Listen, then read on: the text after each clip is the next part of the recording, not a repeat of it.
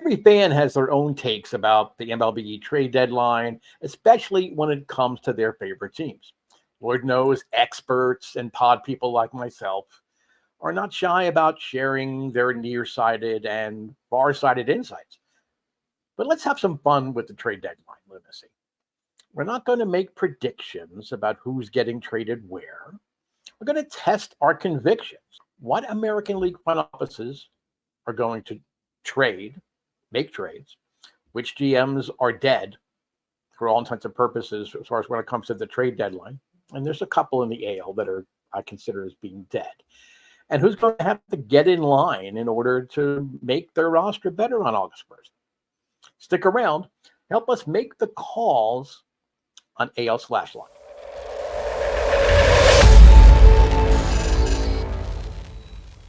Your baseball fandom covers the cost of admission. You need to bring your own bottles, though, to enjoy the views on AL/Lines, a Slasher Sports baseball podcast available on Spotify as well as on our YouTube channel. I'm your wrinkled yet wise host, Steve Beck, but the goal is to make each one of you a regular co-host with every episode. They drop every weekend, usually on Sundays. Let us know what you think about what's going on here on AL/Lines. On social media, the handle is @SlasherBaseball. So whether it's on Twitter or Instagram or Thread or whatever other things they make up going across, it's going to be @SlasherBaseball. You can leave your comments and questions both on any social media area as well as on the YouTube channel if you're watching it as a video. You're a brave person if you're watching me on video. And if you need more space to call me an idiot or question the size of my brain pan or whatever the issue might be, you can send us an email, slasherbaseball@yahoo.com. We also welcome potential topics for shows coming up for future episodes at AL/Lines. Plus, we host 2 really terrific spaces to join in the conversation, whether it be about baseball, college sports, cinema and entertainment, lifestyle. That's with Slasher Sports, you can go to slashersports.com to see all of the different lineups. You can basically join those conversations either through the website, or you can go to the newly created Facebook group, Slasher Sports Baseball. I've already had some interesting comments come up there. And of course, and we've been talking about that the last couple of weeks now, join our Discord community. Not only are some of the top articles from around various media sources shared in the various categories, there's also a lot of good give and take and a lot of good feedback. So make sure you join both of those so you know what's going to be happening, not only this week, but in coming weeks. Before we get into playing our game, and the game is trade/dead/line, as in get in line. Well, we're going to kind of put a label. We're going to tag each AL team with a label. I think it's important that I come clean. I want everybody to know from where I come from. Now, you'll notice I have a Red Sox t-shirt on. You'll notice that I have a Toronto Blue Jays cap. Those have been my traditional American League teams to root for.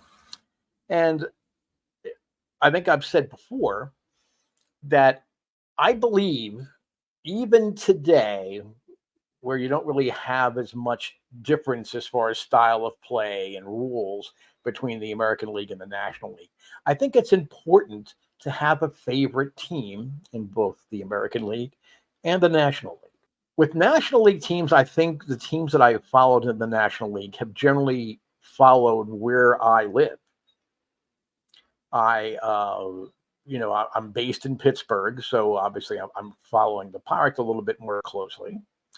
But I mean, in the past, job-related allegiances with the Florida Marlins were there. I was a season ticket holder for the Mets for a while. As a kid, I probably followed the Phillies even more than I followed the Yankees and the Mets. I grew up in the New York, New Jersey metropolitan area, that little I-95 corridor there. But with the American League, I have been more steadfast in my allegiances. when I was a kid, it was Carl Yastrzemski. That was the guy. He was my guy. He's still my guy. He's still my favorite player of all time. So naturally, when Yaz was still playing, I tended to root for the Red Sox. They were my American League side. And to be honest, I probably followed the American League up until like after I got out of college, in the early 80s. I followed the American League way more closely than I did the National League. But as it became apparent that Yaz was going to retire, ultimately it was 1983, and based on two other factors, I started to follow the Toronto Blue Jays most closely. One, because they were an expansion team. So in essence, I could say, look, I followed this team from day one. I remember every game. Now, my heart was still in Fenway Park, but my interest was in Exhibition Stadium in Toronto. And then also in 1979, fellow classmate Mark Lamangelo was traded from the Houston Astros to the Toronto Blue Jays. I was now living and working in Western New York. So the Blue Jays became an easy follow. I didn't totally break off with the Red Sox until Yaz retired in 83. There was definitely some cheating going on, if you will. But basically, it was the Red Sox transitioning to the Blue Jays, and that's the team that I barrack for most closely. And some of you may have come across the work that I've done for jaysfromthecouch.com, both in podcast form and writing for their website. So, I mean, I have some inroads, if you will, with the Toronto Blue Jays.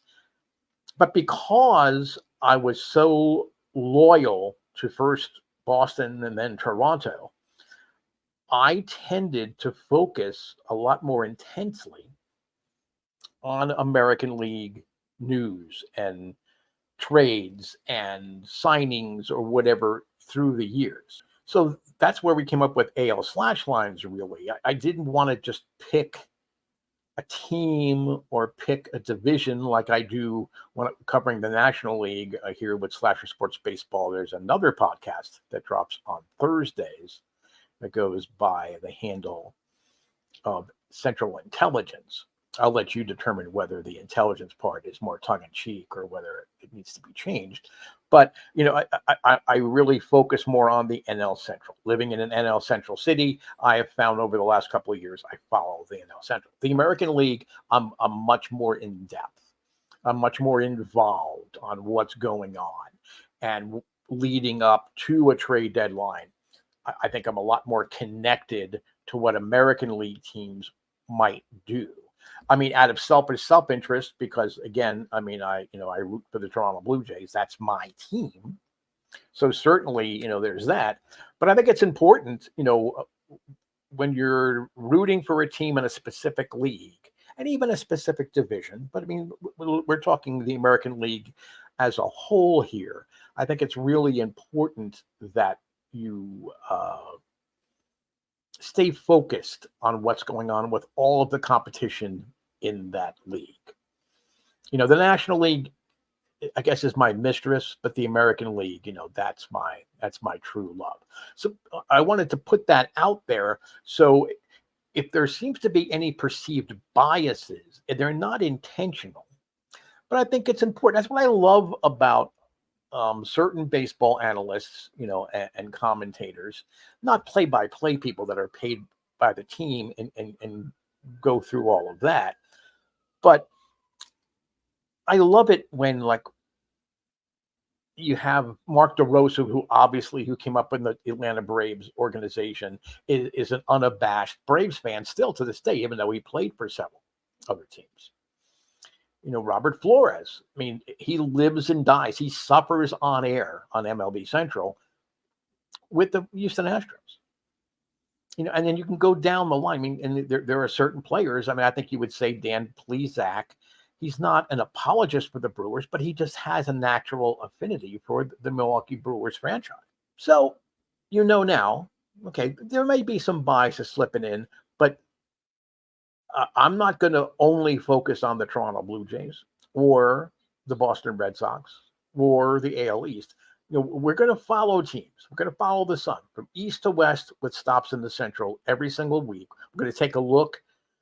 Generally, we pick one player or one story or one transaction from each of the divisions and kind of expand, the conversation around that. What we're doing here, though, is we're going to look at all 15 teams coming up on the August 1st trade deadline. And rather than, me spewing my opinions or talking about, rumors that are already out there and you're just getting inundated with as it is already, I thought it would be fun to kind of play. It's not quite a game show, but kind of play a game with all this. We're going to call it trade/dead/line. We're going to talk about teams that are either going to for sure be trading. Teams that are really, for all intents and purposes, they're dead. There's not a lot of them in this conversation, but there are some teams that really are dead, and there are some that are borderline dead. That, for the sake of interaction and comments that will come through, I wanted to label them something else. And then there's line, as in get in line. These are teams that have already waited too long.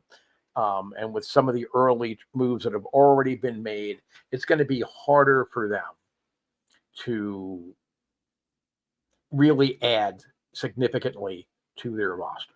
And if they do, it's going to be at the last minute.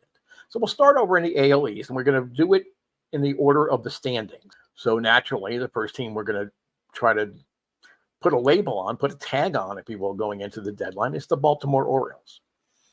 Last week, I talked about needing to give kudos to what the Orioles have accomplished, not only in completely reimagining the franchise after some very, very, very tough and lean years in Camden Yards. The Baltimore Orioles are, under Mike Elias, are in a completely different organization. But they chased down the seemingly impossible to catch so far ahead, that's just given the World Series trophy now, Tampa Bay Rays.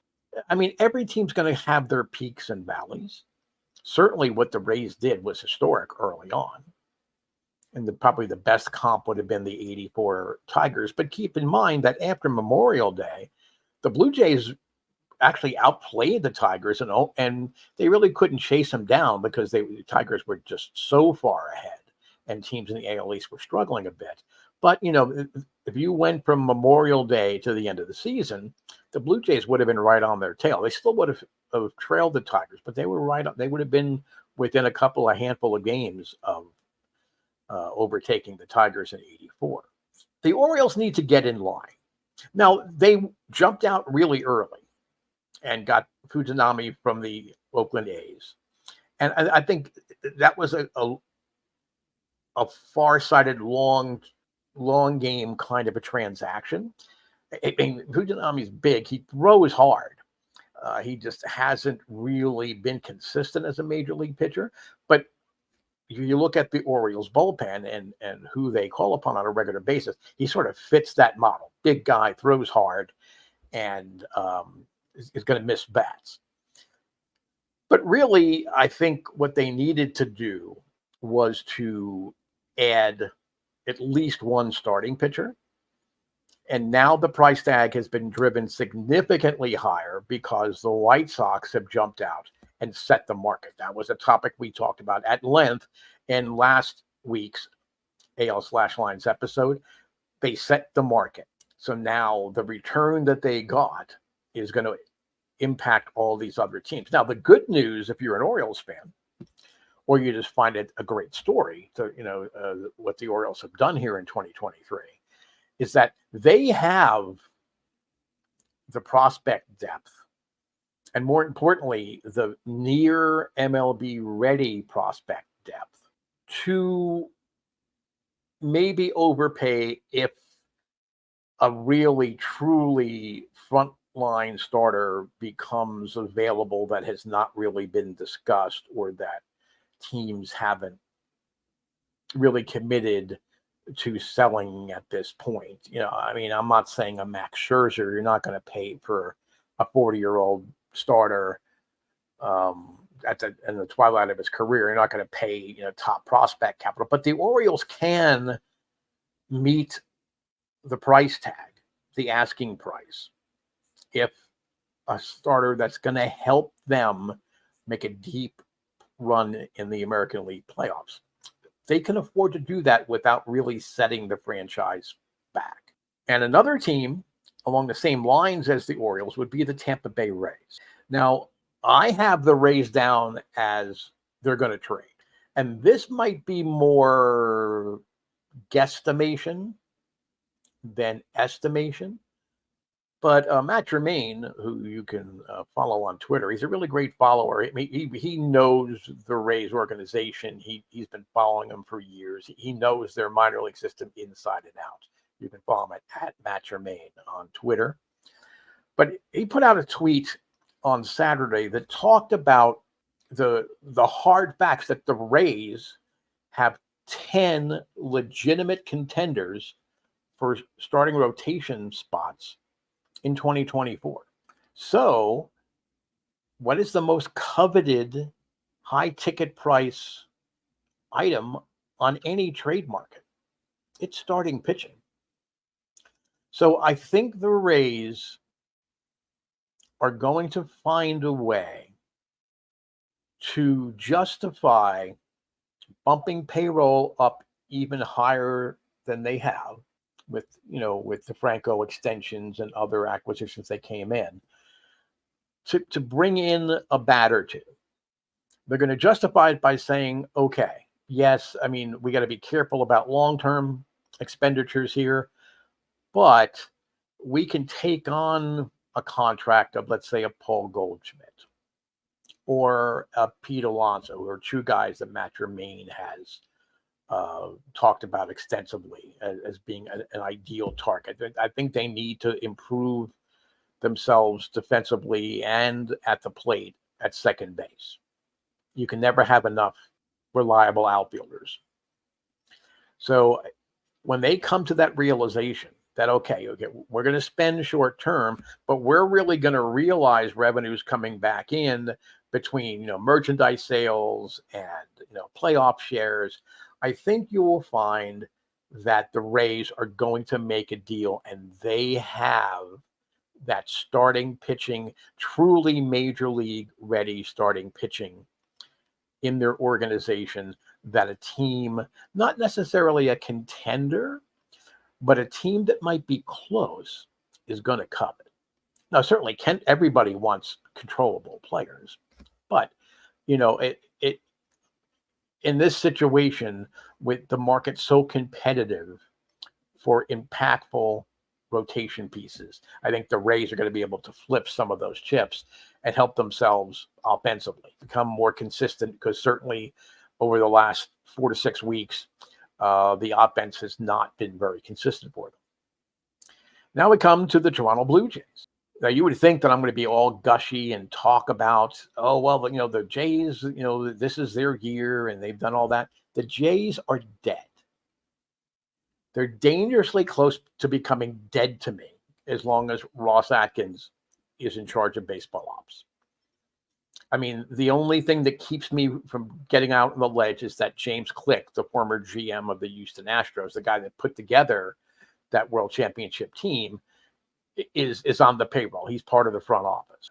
But Ross Atkins is overmatched, is the most polite way to say it, as a major league general manager.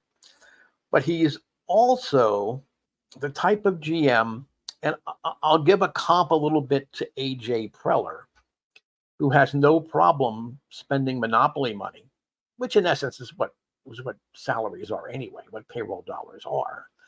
But getting all dazzled, trying to get the hotels on the most expensive pieces of property, while ignoring the fact that they could corner an entire side of the playing board if you're playing baseball monopoly. Atkins has done a great job with Daddy's money, Rogers Communications, who owns the Blue Jays. They've given Atkins in the front office, I don't want to say a blank checkbook, but they've, swallowed hard and signed, especially on the pitching end, some long-term deals that you have to wonder come the end of it how the Jays are going to juggle all of that, because they're going to have Vladimir Guerrero Jr. and you're going to have Bo Bichette. You're going to have Alek Manoah. You're going to have any of your younger players becoming arbitration eligible and then ultimately free agent eligible. And you know that Bo Bichette is basically perhaps surpassing Vladimir Guerrero Jr. as far as value to the Blue Jays, certainly in the short term. So you know his price tag is only going to increase. And it's not like Vladdy is going to have to file for bankruptcy. He's going to get a nice arbitration award coming up as well. But the Blue Jays there's no hope for the Blue Jays in this trade deadline. Atkins does not have the backbone. I refer to him in another podcast as Blinky Atkins. He's going to blink. He cannot execute high leverage pressure deals at the deadline. Now, I know you're going to say, well, he got Jose Barrios. He got the Minnesota Twins in a very last minute desperate situation, and they had the prospects at that time to be able to secure Barrios. But really, again, Whit Merrifield, nice pickup. Was it the kind of pickup that perhaps you imagined last year? Every year at the deadline, Atkins spits the bit. And I think he's going to spit the bit here. And ideally, there's going to be some rumblings in that Toronto fan base. Then you have the Red Sox. The Red Sox, I think they're going to keep trading.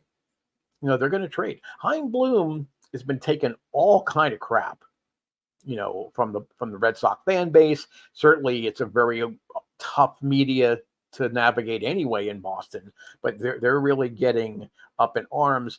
Bloom is trying to build the Tampa Bay Rays in Boston, and that's not what Red Sox followers want. Okay, they want the shiny toys now. But in moving a piece like Kiki Hernandez, they picked up two relievers that can actually do the job.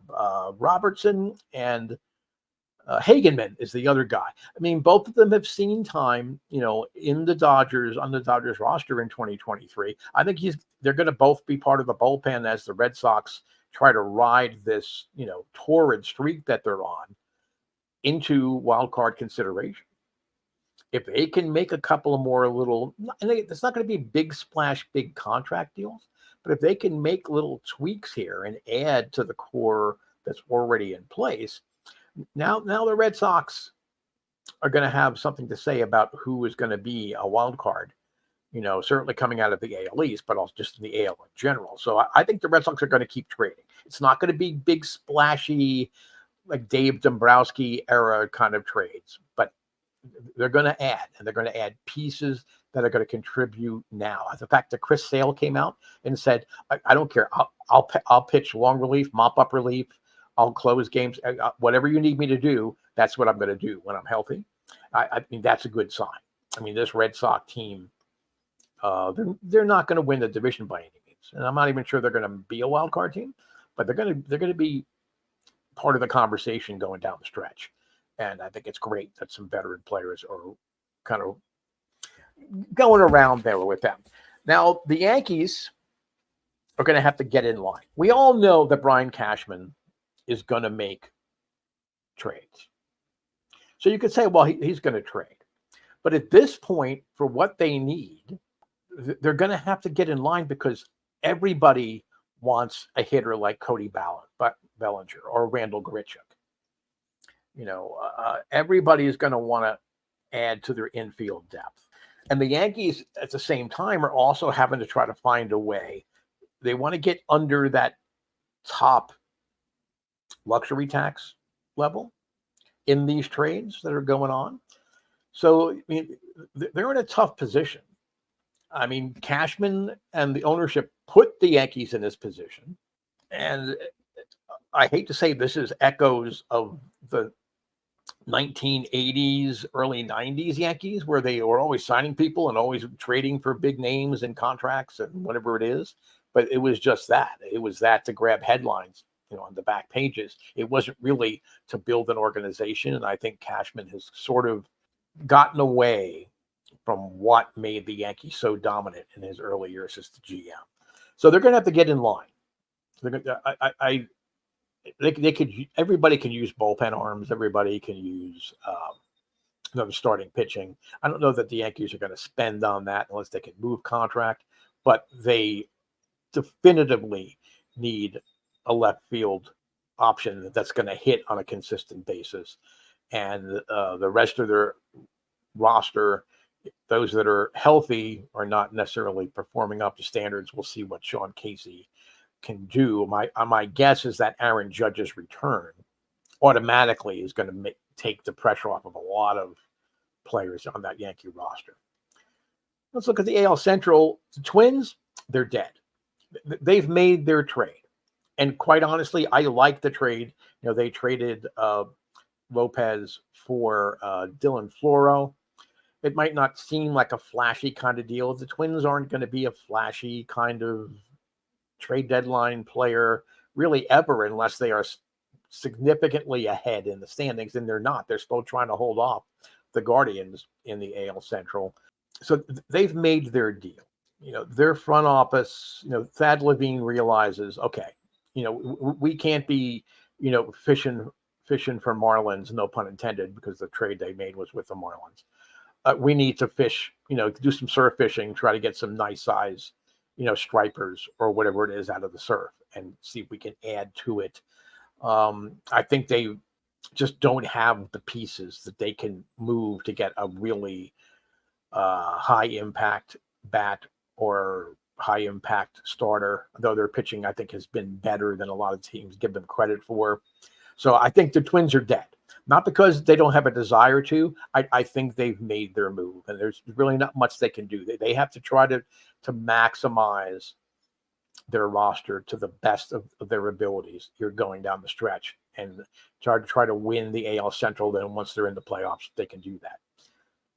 And you look at the aforementioned Guardians. Let me say right off the start, when I first heard about them accepting Noah Syndergaard for Ahmed Rosario, not that Ahmed Rosario is an all-star shortstop, or he certainly had a horrible year against right-hand pitching. He's not had a good defensive year. He was always sort of like a marginal defender anyway. But why in the world do you take on money, the contract of Noah Syndergaard and movers? I mean, I'm sure the Dodgers are picking up a sizable chunk of that, but still, the Guardians don't have the kind of budget, or the kind of market that they can afford to take that on. So at first I was like, I don't get this. This is stupid. Then it hit me that Chris Antonetti and Mike Chernoff, they already have something up their sleeve. I realize I don't have a sleeve here. I'm just trying to use it for effect for those of you watching on YouTube. They have a pretty good idea that they can now flip Noah Syndergaard, who is on the fake 10-day IL with blister issues. The blister issues is that, he's probably getting blisters on his neck, having to watch balls fly all over the ballpark the way he's pitching.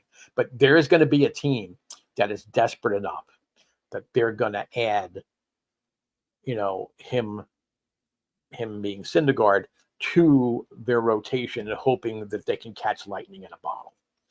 I don't know whether it's going to be the Reds, whether it's going to be the Yankees, whether it's going to be the Rangers. Somebody's going to overpay for Thor. In fact, he shouldn't even be called Thor anymore. He should be called Thorn, because at this stage of his career, he's a thorn in the side of every team that tries to get that lightning in the bottle look in their eyes when they sign him. So the Guardians they have a trade in them, and they have enough young pitching that they can maybe afford to trade, a Bieber or someone like that. Though, I mean, Bieber's hurt again, so I don't know. I think that kind of derails some of that, but it maybe a Josh Bell can get peddled so they can have more younger guys like that. Arias, I believe, can play first base as well. He's not going to displace Ramirez at third base. So maybe let him get his at bats, take his lumps. If the Guardians win the AL Central, I think it's all gravy. as far as Antonetti and Chernoff and Terry Francona are concerned, that would be awesome. I don't think they expect to win the AL Central. So they're really just trying to retool on the fly, and it'll be interesting. The thing to watch is what is Noah Syndergaard going to get flipped. I trust the player evaluation process there in Cleveland, so I think that acceptance of Noah Syndergaard is going to facilitate another trade where you're flipping Syndergaard for something that 2 years down the road you're going to be really happy that you made that trade. So then it would be Ahmed Rosario for that piece that's 2 years away perhaps, and not for Noah Syndergaard. The Tigers, they're going to trade. And like any predator cat, they are licking their lips. I'm sure they're sending, cigars or fine scotch to Rick Hahn and Ken Williams in the White Sox front office because, yes, they set the market, which means now the Tigers can reap the benefit. It's becoming apparent, I believe, to the current front office that the shine on the diamonds allegedly under Avilas's tenure as GM after he replaced Dave Dombrowski, while they're big names, I don't know that they're going to fulfill all the expectations, certainly on the pitching end of it. But Riley Green, Torkelson, these are good players, but so many more of their offensive pieces that they've brought in or that they've developed haven't really developed. So they've got Michael Lorenzen, who for me is the ideal addition in Cincinnati. Where he started his career. I think his best years of his career were there. But the Reds are just chock full of players that can step into a Tigers lineup right away. Even if they're in AAA right now, AAA Louisville, they can come in and make a difference. But it's also Edward Rodriguez or Eduardo Rodriguez. I hate to shorten that. That was a misspeak there. But those two guys are now perhaps the two most sought after for sure guys that are on the market. And the Tigers are going to be able to cash that in. They're going to make trades. I'm not sure if they're going to try to take a page out of the White Sox book and strike on one and then maybe hold on to the other as we get closer to the deadline. But again, we're running out of days, and literally every potential start is valued more by the team you're trading them to than what it is for the Tigers. The Tigers aren't far away. If they can stay healthy with their pitching staff, and if they can build on what they already have, I think the Tigers are part of the conversation come 2024. I truly do. They've got a terrific manager, but they're going to have to make the most of this opportunity. So they're definitely a trade, as are the White Sox. Because really, what else can the White Sox do? I mean, I applaud them for setting the market by moving Giolito and Reynaldo Lopez and Lance Lynn and even Joe Kelly. Because, Joe Kelly as a Dodger, I think, is way more valuable to the Dodgers. Certainly the return they've gotten back, the White Sox aren't looking at guys that are going to step into their lineup right away. These are guys that are far away. I do like, and I'm forgetting his last name, but he's a left-hander that they brought back, in the Dodger deal. If he ever learns how to throw strikes, I can't believe I know his first name's Nick, and I just can't remember his last name. But if he ever learns how to throw strikes, and he didn't at UCLA, as dominant as he could be when he pitched in UCLA, he had command issues there, and he certainly had a lot of problems with walks and location in the strike zone in the minors. If he puts it together, I think maybe it might be Ladinsky. Or it's something, whatever his name is, he could be a part. I think Trace Thompson he'll be a placeholder. I don't know that he's going to make a big difference, but everybody else, certainly in the deal with the Angels, these are guys that are years down the road. At best, they're in the majors at 2025. And I'm not even sure they'll be there that quickly. But, you know, and they also, I thought they made a very savvy deal with the Astros when they traded Kendall Graveman and they got Corey Lee. I think that was really an under the radar deal that they can hang their hat on. I'm not sure Rick Hahn's going to be around for that, or Ken Williams be around to hang their hat on, but whoever follows them in the front office, because really what's happened the last 2 years, those are fireable offenses for both the team president and the general manager. It's time to, I don't care that they're with Reinsdorf and trying to appease him and want to get him one more title or one more year of glory. It's a fireable offense is what's happened in Chicago. So I think the White Sox will continue to trade. The returns aren't going to be great, but I think by setting the market with pitching and people competing there, I think that an opportunistic team is going to be able to swoop in and get Tim Anderson at a pretty slick price. And I think with the Marlins, I think that's a perfect fit for Tim Anderson, is going to the Marlins. I mean, I think he would truly flourish in that environment. And the Marlins have the pitching, and they have some players that aren't going to necessarily cut it or be better than their younger players, but players that are that tier below that, again, could be placeholders that can maybe have the White Sox keep their heads above water a little bit better. The Royals, I wanted to put them in get in line. Again, we're labeling them trade, dead, or line as get in line. But they're going to trade. They have Scott Barlow, who may be the most impactful bullpen piece left on the market. There are teams, somebody's going to blink. Somebody's going to panic and overpay for Barlow. The Royals, I really thought there for a while, under Dayton Moore, that they were going to, that there was light at the end of the tunnel. I don't know anymore. I think they're going to really take a step back and reimagine yet again what this rebuild is going to look like for them. But they've got Scott Barlow.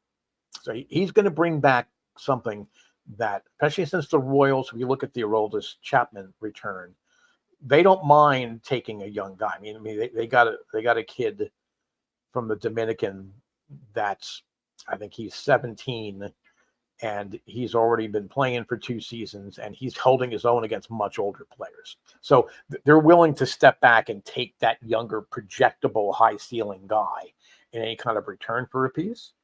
We talked about the Marlins just before. There's more than one reason that Anning is willing to go out and pay for more pitching. Yes, I mean, I think the Marlins are a legitimate wild card team, so you can never have enough pitching for that. But the more pitching you get, the more lower level prospects that you could potentially move, because you've got people in place that might be more major league ready. And Salvador Perez to the Marlins makes so much sense on so many levels. I can't believe it hasn't already happened, but that might be a deal that you look at and say, okay. I'm sorry, Kim Eng. Anna Eng is they might be Giant song. It's Kim Eng. I don't know what I'm thinking. It's one of those days, I guess. So it doesn't help that it's like 1,000 degrees here in my house. I have an older house in a city neighborhood in Pittsburgh. It's not been blessed with air conditioning. It has traditional steam heat, so maybe that's part of that. But now let's turn our eyes to the AL West. Top of the division, Texas Rangers. They're going to trade. Chris Young is not afraid. He exudes confidence in his ability to spot talent and acquire that talent. They had a bit of a hit here with Jonah Heim. He's going to be out at least 2 to 3 weeks. My guess is with that wrist tendon, he may be gone for the year, or at least until late into September. So, and they acquired Kevin Plawecki on Friday night. That's not going to be enough. So they need to get a veteran catcher. But they want more starting pitching. injuries have kind of dictated that. I mean, they've got guys like Dane Dunning that have just done yeoman's job for them all year. They added Chapman. They just got a couple other relievers back, from the injured list. But they're going to do whatever it takes. They didn't have all that money and built that new stadium and everything like that to just sort of like putter along. They're on the precipice of doing really magical things here in 2023. I don't see Chris Young backing off in any way, shape, or form on that. I think their job's a little harder now that some of the bigger names are up. They're going to have to pay a little bit more. They're going to want to hang on to pitchers like Jack Leiter, who everybody's going to ask about in any kind of a deal for an impactful front-end starter. But the Rangers are going to trade. The Astros, we just talked about a win-win deal for both sides. I think that Dana Brown and his staff, I think, had sort of soured a little bit on Corey Lee. He was their 5th overall, prospect, a good catching prospect too. I mean, probably one of the best, in the minors. But I don't think that Dana Brown projected him or viewed him as the answer long term. And they're going to have to get a long-term answer, as a catcher eventually. But getting Graveman now makes a dominating bullpen. I mean, basically, you have to get to their starters within the first 5 innings for Houston. Otherwise, odds are you're not going to win the game.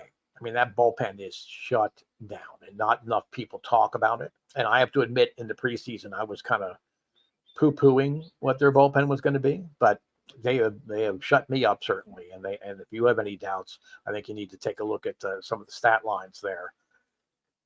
They're going to have to now pay for starting pitching, and they're going to be in competition because it's mainly been pitching that's moved here, but all of the big bats, and the Astros need another bat. I mean, Alvarez is back, Altuve is back. That's very, very true. But bottom line, as great as Chas McCormick has been over the last 2-3 weeks since the All-Star break, he is not the offensive cog that you need to stabilize that lineup. They're going to have to pay. And odds are it's going to be like, anything you can pay, I can pay better. I mean, the Astros are going to have to always continue to come back when they're looking at a Bellinger or whoever it is they're looking to fill in left field. They're going to have to get another bat in there, and it's going to take them a while. The fact that they were able to get Graveman, I think that's huge. That helps take a little bit of the pressure off of, because if you have that kind of a dominant bullpen, maybe you don't need to pay the price for a starting pitcher. But still, it's something that the Astros need to think about. And actually, 6 of their 7 top prospects are outfielders. There's a left-handed hitting outfielder named Justin Durden, Dirden. He's ready for the major leagues, but I don't know that he's ready for a team that's contending not only for a division title, but to repeat as a World Series champion. So he's another guy that the Astros could dangle in order to bring in, whether it be the starter or the true major league bat that they need right now. So I think the Astros are going to be getting in line, unfortunately. The Angels, they're going to keep trading. Why? Because, and it's not just, Perry Manassian studied at the feet of the master of the trade deadline, Alex Anthopoulos.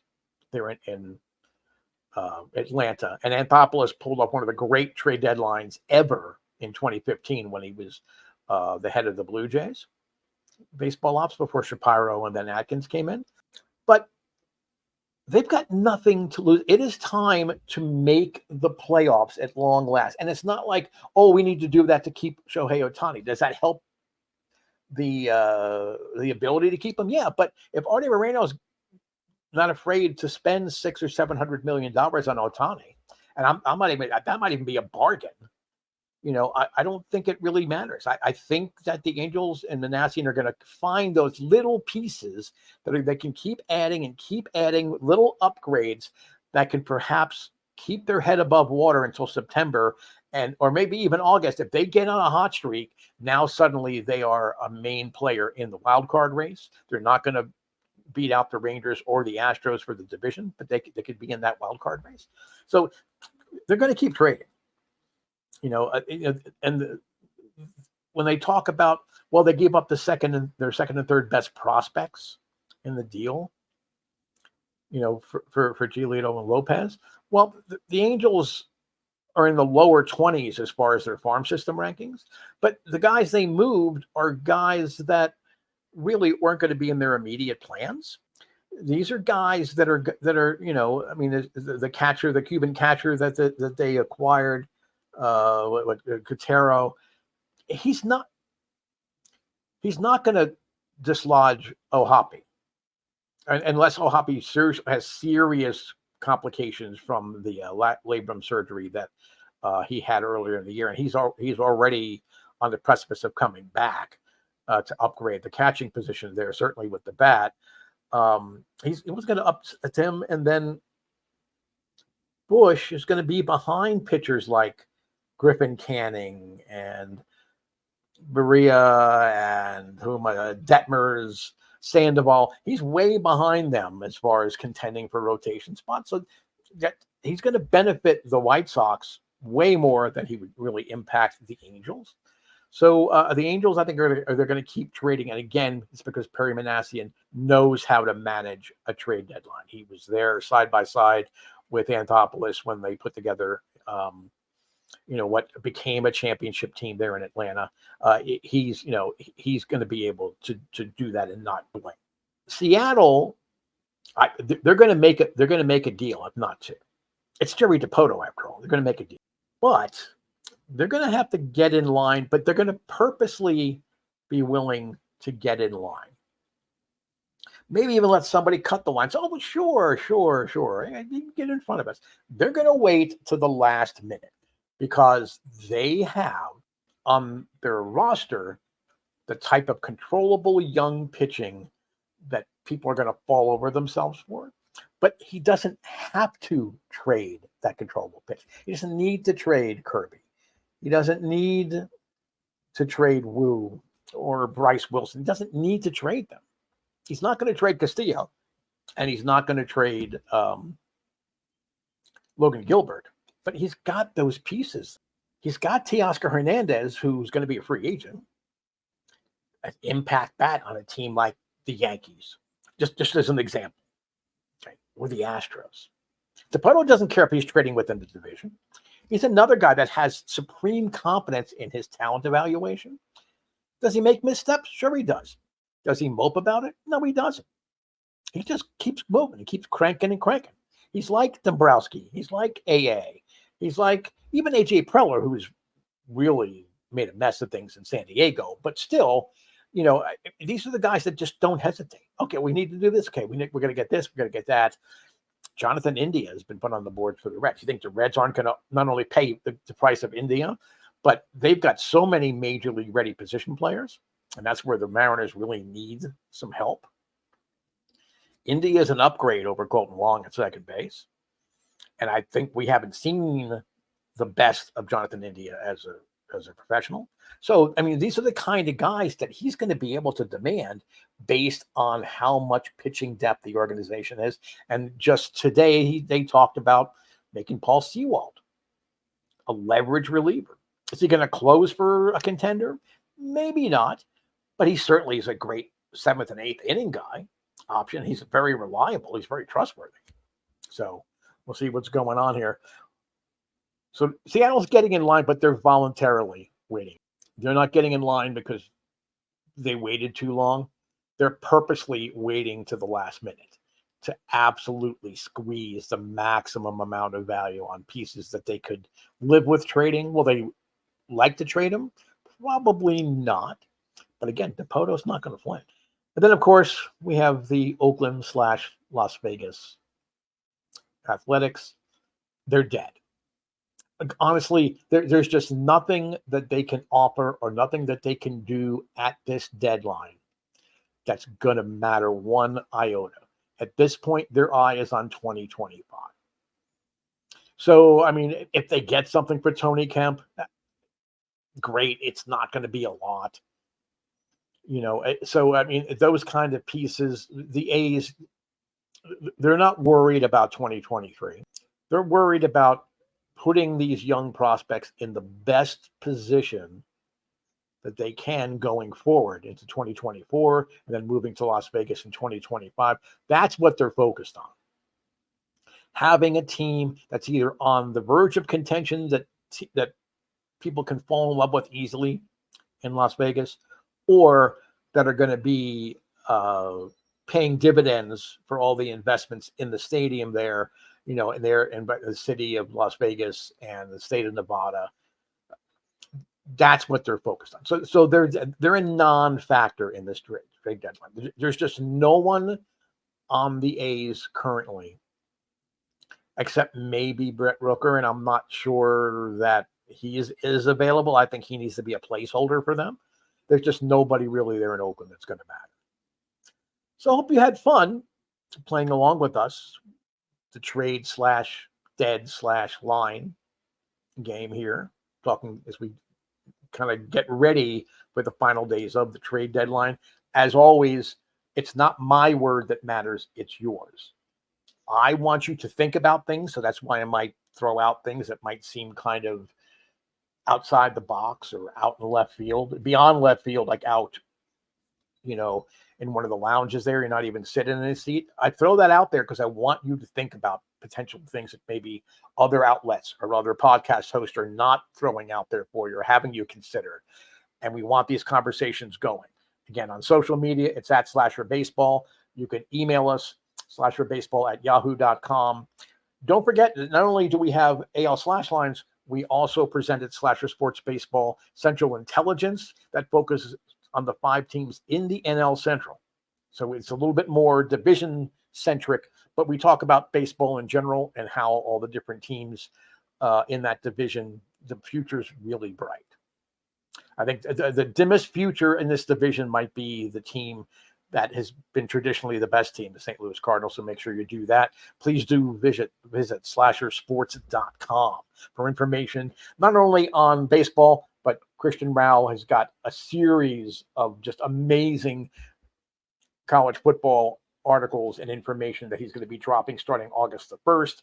We have Slasher Sports Cinema with Billy Graves. He's co-hosting an event, around Weird Deer movie there in Tennessee. I want to say it's near the middle to late August. So make sure you, if you're in that area, check that out. And we have Suki Suburbia's Honeydew Project as well. So it's lifestyle, it's cinema, it's entertainment, it's college sports. And we do a great job on college football and certainly college basketball with a focus on women's college basketball. And then we've got little old me every Thursday, every Sunday, talking baseball here on this podcast. It's AL/lines. Hope you enjoy the trade deadline. Hope your team brings a smile to your face. If they don't, it is still a crime to kill someone. I realize how tempting it is because I would love to kill Ross Atkins, but just keep in mind, murder is a crime. So just play it out in your head. Don't act on it. We'll be back next weekend with another AL/lines. I'm Steve Feck. Thanks for tuning in.